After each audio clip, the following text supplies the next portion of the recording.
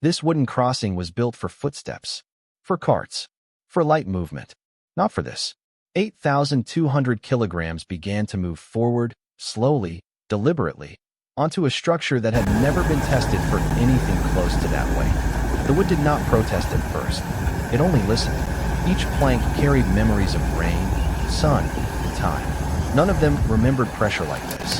The crossing was narrow, too narrow to turn back, too fragile to rush forward. Once the weight touched the first plank, there was no safe option left. People nearby stopped speaking, not because they were told to, but because sound suddenly felt dangerous. Wood behaves differently under extreme load. It doesn't break immediately. It bends. It compresses. It waits. At this scale, failure isn't loud. It's quiet. Every vibration traveled through the boards, into the supports, and down into the empty space below. Gravity was patient. It always is. 8,200 kilograms is difficult to imagine. It's the weight of multiple vehicles combined. The weight of pressure that doesn't forgive mistakes. This crossing was never designed to distribute that kind of force.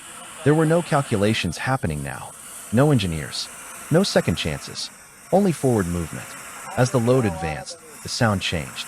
Not a crack. Not a snap. A low, deep creak.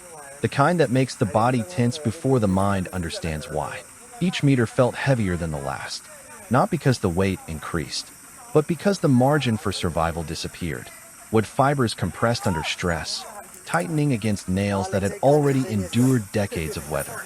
Ropes pulled against their limits, stretched by forces they were never meant to resist. Below the crossing, there was nothing to stop a fall. No net, no structure, only distance. At this point, turning back was impossible. Stopping was worse. When extreme weight meets fragile design, the most dangerous moment is hesitation. The crossing swayed slightly. Not enough to see, enough to feel. Every person watching understood the same thing at the same time. If something failed now, there would be no warning. The load reached the midpoint. This is where most structures give up, where stress concentrates, where small imperfections become fatal.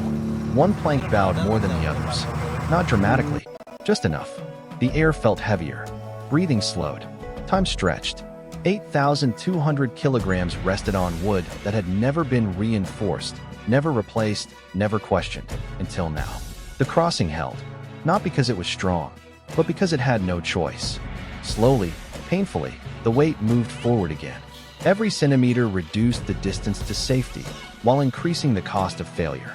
The final meters were the longest. The wood screamed softly, not breaking, but begging. And then, the load reached solid ground. The crossing did not collapse. This time. But survival does not mean safety. And success does not mean strength. It means luck aligned with limits. Once.